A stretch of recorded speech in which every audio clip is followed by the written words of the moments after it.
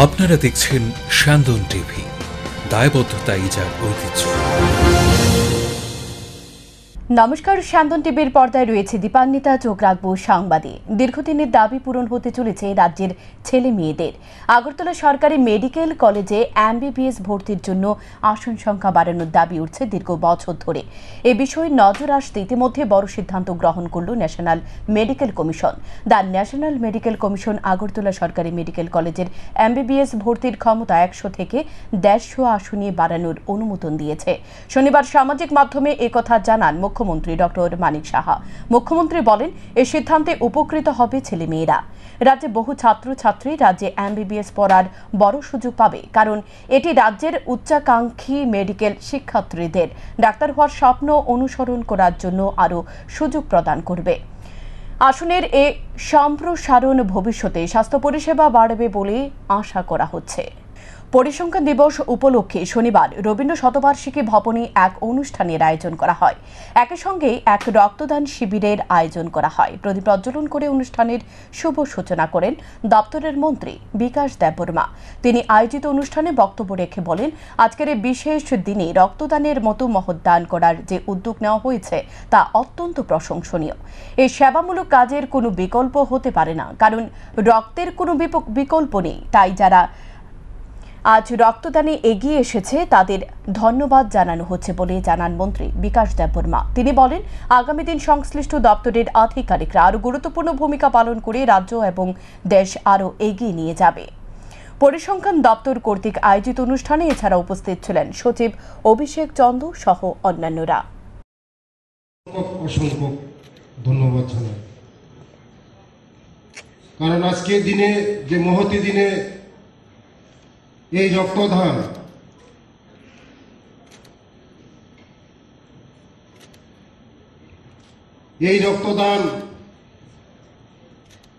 মহৎ দান আর কোনো বিকল্প হতে পারে না।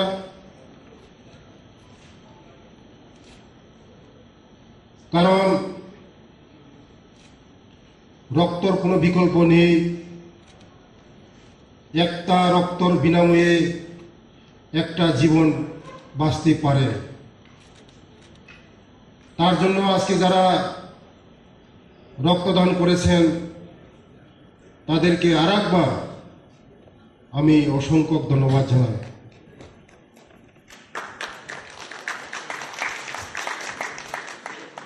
আজকে এই মঞ্চে উপস্থিত আমার ডিপার্টমেন্টের যিনি সেক্রেটারি অভিষেক জি, উপস্থিত ডাইরেক্টর রিয়াং সাহেব এবং আগামী জুলাই মাস থেকে চালু হতে চলেছে 3টি নয়া ফৌজদারি আইন। এই 3টি আইনের বিরোধিতা করে এবার রাস্তায় নামলো আইনজীবীরা। শনিবার আগরতলা আদালতের সামনে বিক্ষোভ প্রদর্শন করে আইনজীবীরা। আইনজীবী হরিবল দেবনাথ জানান, কেন্দ্রীয় সরকার 3টি ফৌজদারি আইন আনতে চলেছে। এগুলি আগামী 1 জুলাই থেকে কার্যকর হওয়ার কথা রয়েছে। এই আইনগুলি সম্পূর্ণ গণতন্ত্র ও জনগণ বিরোধী। এই আইনগুলি দ্বারা জনগণের সার্বিকভাবে সমস্যা সৃষ্টি হবে। এই আইনে বলা হয়েছে, আসামির যতক্ষণ না বিচার হবে ততক্ষণ নির্দোষ ব্যক্তির জেলে থাকতে হবে। অপর বিষয়টি হলো, পুলিশ কাস্টাডির মেয়াদ বৃদ্ধি করা হয়েছে এবং সবচেয়ে উদ্বেগজনক বিষয় হলো, সরকারের বিরুদ্ধে কেউ কথা বললে তাকে গ্রেপ্তার করতে পারবে এবং কালো আইন দ্বারা আটক করতে পারবে। এটা অত্যন্ত ভয়াবহ ঘটনা। এই আইনগুলি যখন বিল পাশ হয় তখন থেকে এর বিরুদ্ধে প্রতিবাদ জানিয়েছে আইনজীবীদের বিভিন্ন সংগঠন। তখন দাবি জানানো হয়েছে, আইনজীবী, সাংবাদিক এবং বিশিষ্ট বর্গদের কথা শুনে এই আইন পাশ করার জন্য। কিন্তু সরকার এই কথায় কোনো নজর দেয়নি এবং পার্লামেন্টও বিরোধী দলের সাংসদদের বহিষ্কার করে দিয়ে একতরফা এই আইন পাশ করে কার্যকর করতে চলেছে। জনগণের কণ্ঠ রোধ করতে এই আইন জনগণের উপর চাপিয়ে দেওয়ার চেষ্টা করছে বলে অভিযোগ তোলেন আইনজীবীরা। তাই এই আইন AILU দাবি করছে, এই আইন অবিলম্বে প্রত্যাহার করতে হবে। সর্বভারতীয় কর্মসূচির অঙ্গ হিসেবে আজকের সংগঠনের পক্ষ থেকে এই আন্দোলন সংগঠিত করা হচ্ছে বলে জানান তিনি।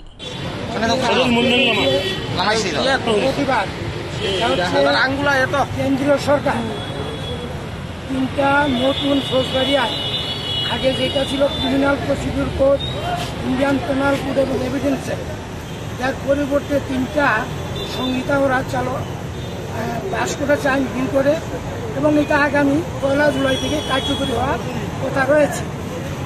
এই যে আইনটা, এই আইনগুলি সম্পূর্ণ গণতন্ত্র বিরোধী, জনবিরোধী এবং সার্বিকভাবে জনসাধারণের সমস্যা সৃষ্টি হবে। আগের যে আইন, সে আইনে presumption of innocence of the accuse, আসামির নির্দোষ বিচার যতক্ষণ শেষ না হয়, এটা তুলে দেওয়া হয়েছে। তারপরে কাস্টডিতে, পুলিশ কাস্টডিতে মেয়াদ বৃদ্ধি করা হয়েছে এবং এই আইনের মাধ্যমে সন্ত্রাসের যে কথা সংজ্ঞা, সেটা প্রয়োগ করা হয়েছে। অর্থাৎ যে কোনো লোক সরকারের কোনো মতের বিরুদ্ধে যদি কথা বলে, তাহলেই তাকে গ্রেপ্তার করতে পারবে, আইন আটকাতে পারবে, কালো আইন দিয়ে আটকে নিয়ে যেতে পারবে। এইটা অত্যন্ত ভয়াবহ ঘটনা। আমরা দীর্ঘদিন ধরে তার বিরুদ্ধে লড়াই করে আসছি। এই আইনটা যখন পাশ হয়, বিল আকারে আসে, তখন থেকে সারা ভারত আইনজীবী ইউনিয়ন এবং ভারতবর্ষে অন্যান্য লিগাল ফ্রেটার্নিটির যে সমস্ত অর্গানাইজেশন আছে, আইনজীবীদের সোশ্যাল অর্গানাইজেশন, এনজিও, বিশেষ সাংবাদিক এবং বিচার জাজ, সমাজের বিভিন্ন অংশের মানুষ শনিবার সকাল থেকে ধর্মনগর 110 নম্বর খুঁটির কাছ থেকে পদ্মবিলের যে রাস্তাটি অম্বিকা কুণ্ড পর্যন্ত বিস্তীর্ণ হয়েছে, সে রাস্তাটির বেহাল অবস্থার কারণে বাধ্য হয়ে গ্রামবাসীরা পথ অবরোধ করে। ঘটনার বিবরণে জানা যায়, দীর্ঘ 10 বছর এই রাস্তাটির বেহাল অবস্থা, কেউ কোনো কাজ করেনি। কিন্তু এই রাস্তার উপর নির্ভর করে শতাধিক মানুষ যাতায়াত করে। এই এলাকা দিয়ে বিদ্যালয়ে যেতে হয়, হাসপাতালে যেতে হয়। তাছাড়া দৈনন্দিন কাজের জন্য এই পথটি শতাধিক পরিবারের কাছে একটি পরিহার্য। আগে HSCL এর রাস্তার কাজ করবে বলে এলাকাবাসীরা শুনেছিল, কিন্তু দিন অতিক্রান্ত হয়ে যাওয়ার পরও HSCL এর কাজে হাত দেয়নি। নিরুপায় হয়ে গ্রামবাসীরা রাস্তা অবরোধের পথ বেছে নিয়েছে। এলাকায় পানিসাগর মহকুমার SDM সুশান্ত দেববর্মা যাওয়ার পর সাময়িক আশ্বাসে তাদের রাস্তা অবরোধ মুক্ত হয়। জানা যায়, তার আগে পানিসাগর থানার পুলিশ এলাকায় গেলেও অবরোধ মুক্ত করার ক্ষেত্রে কোনো লাভ হয়নি। SDM সুশান্ত দেববর্মা পানিসাগরের দায়িত্বে যোগদান করেছেন 4 মাস 2 দিন হয়েছে বলে তিনি জানান, এবং রাস্তার যে বেহাল অবস্থা, তার কাছে কেউ কোনো ধরনের প্রতিশ্রুতি নিয়ে যায়নি বলে তিনি জানান। তবে রাস্তার যেসব বড় বড় গর্তের সৃষ্টি হয়েছে, তিনি তা ভরাবার চেষ্টা করবেন। তারপর HSCL এর কর্তৃপক্ষের সাথে কথা বলবেন, না হলে জেলা শাসকের সাহায্য নিয়ে কি করে রাস্তা ঠিক করা যায় তার ব্যবস্থা করবেন বলে SDM সুশান্ত দেববর্মা জানান। রাস্তা অবরোধ হলো আমরা যে অম্বিকা কুণ্ড রোড, এটা 5.5 কিলোমিটার রোড আছে, এটা প্রায় 10 বছর থেকে ভাঙ্গা রোড। অবশ্য আপনারা আইসেন, রাস্তা দিয়ে দেখছেন রাস্তার কি পরিস্থিতি। এই দুর্ভোগ আমরা ভুগতেছি আজকে প্রায় 10 বছর থেকে। বিভিন্ন সময় আমরা উপর লেভেলে কর্তৃপক্ষের সঙ্গে কথা হয়েছি, আমরা বিভিন্ন সময়ে বিভিন্নভাবে আশ্বাস দেওয়া হয়েছে, আমরা মানতে গত 1 বছর আগে বিডিও সাহেব আইসেন, আইয়া আমরা এনে একটা কমিটি করছেন, করিয়া কইছেন 15 দিনের ভিতরে রাস্তার কাজ শুরু হইব, যাতে জমির মালিক, রাস্তার পাশের জমির মালিকানা যারা আছে, তারা যাতে রাস্তা কাজ করতে অসুবিধা না করে, তার জন্য একটা কমিটি দরকার। এই কমিটি করা হয়েছে, এই কমিটির সভাপতি আমারে করা হয়েছে। আমরা তখন কমিটি করার পরে কইছেন 15 দিনের ভিতরে রাস্তা কাজ শুরু হইব, আইজ পর্যন্ত কাজ নাই। 1 বছরের মধ্যে আমরা বিভিন্ন সময় আমরা MLA সাহেবরেও ডেপুটেশন দিছি, তাই না কইছে হইব। আমরা আশ্বাস পাইতে এখন আমরা বেড দেওয়ালে ফিটে দেওয়ালটা ঠিক আছে। এখন আমরা হসপিটাল যেতে পারি না। ঢাকা হাই সেকেন্ডারি স্কুল আছে, 3-4টা গাঁও সবার স্টুডেন্ট যায় এই রাস্তা দিয়া। হাই সেকেন্ডারি স্কুলে স্টুডেন্টরা যাইতে পারে না, হসপিটাল কোনো রোগী নিয়ে যাওয়া যায় না। এই যে রাস্তার পরিস্থিতি, আমরা খুব কষ্টে আছি। দয়া করিয়া যদি আমরা সরকার আমরা রাস্তাটা করিয়া দেন, তাহলে আমরা কৃতজ্ঞ থাকবো আর কি। আপনাদের এই রাস্তা অবরোধ কতক্ষণ থাকবে?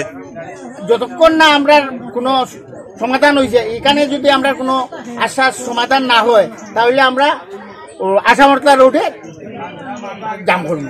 আজই জাম করবো। আপনার পরিচয়? আমার নাম ধীরেন্দ্র কুমার দেবনাথ। শিক্ষকের দাবিতে আমবাসা কমলপুর সড়কে অবরোধে বসল ছাত্রছাত্রীরা। ঘটনা আমবাসা মহকুমায়।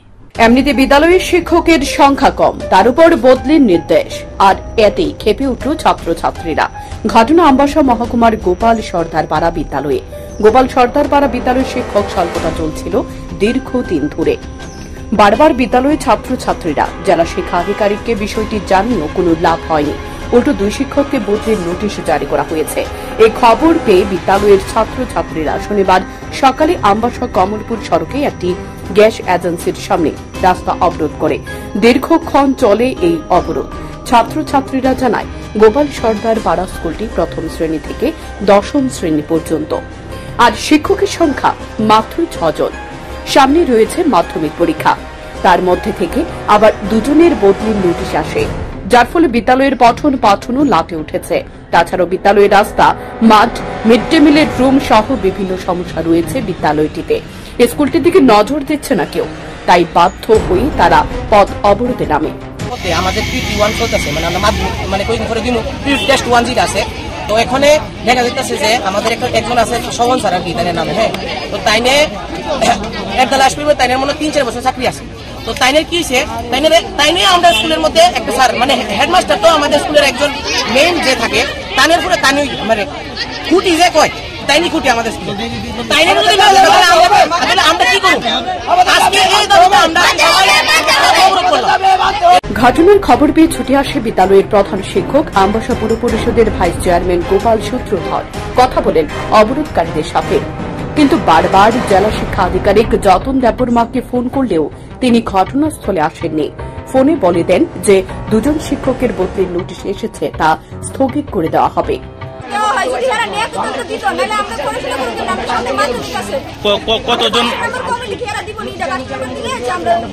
কতজন টিচার বদলি হয়েছে? এখন কতজন টিচার আছে স্কুলে? এই স্কুলের কতজন ছাত্রছাত্রী?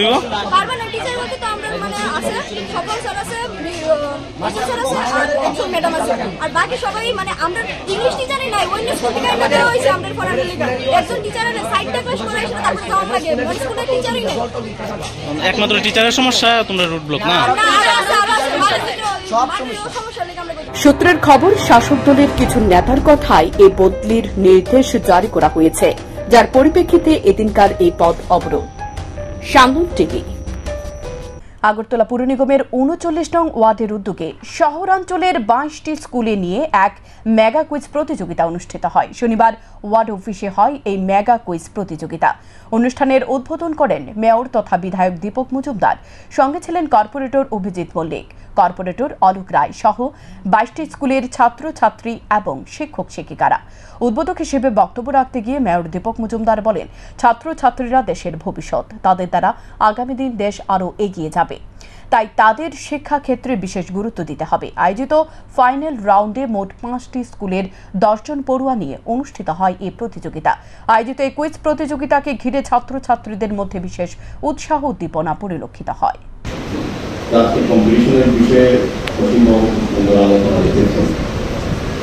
আমি প্রথমেই আমাদের কর্পোরেটর বলবকে ধন্যবাদ জানাই। উনি প্রায়শই প্রতি সময় বিভিন্ন ধরনের অনুষ্ঠান করে থাকেন, জাতীয় শিক্ষা নেওয়া গ্রহণ করা যায় খুব সুন্দরভাবে উনি পরিচালনা করেন। ওনার আন্তরিকতা, আতিথেয়তা বা ব্যবস্থাপনা খুবই ভালো হয়। আমি প্রতি প্রোগ্রামে আসার চেষ্টা করি ওনার আহ্বান। আজকে কুইজ কম্পিটিশনে খুব ভালো লেগেছে। সমস্ত দিকটা পরিবেশটা আমি বলবো যে সত্যি কুইজ কম্পিটিশন করা উপযুক্ত পরিবেশ তৈরি হয়েছে। তো কুইজ কম্পিটিশন আমরা ওই যেটা পশ্চিমবঙ্গ বলার চেষ্টা করেছেন, আমরা আগের থেকে দেখেছি, অনেক পথে গিয়েছি। এটা সত্যি কথা। আজকে যারা কম্পিটিশনে অংশগ্রহণ করবেন, সেই স্টুডেন্টদের যেমন মেধার বিকাশ, জ্ঞানের প্রসারতা বাড়বে, পাশাপাশি যারা আমরা আজকে সভায় এই কুইজ কম্পিটিশনে থাকবো, যারা শিক্ষক শিক্ষিকা কিংবা শ্রোতা বা দর্শক, তারাও কিন্তু অনেক কিছু। এখনকার মতো সংবাদ এ পর্যন্তই। চোখ রাখুন সান্দন টিভির পর্দায়। নমস্কার।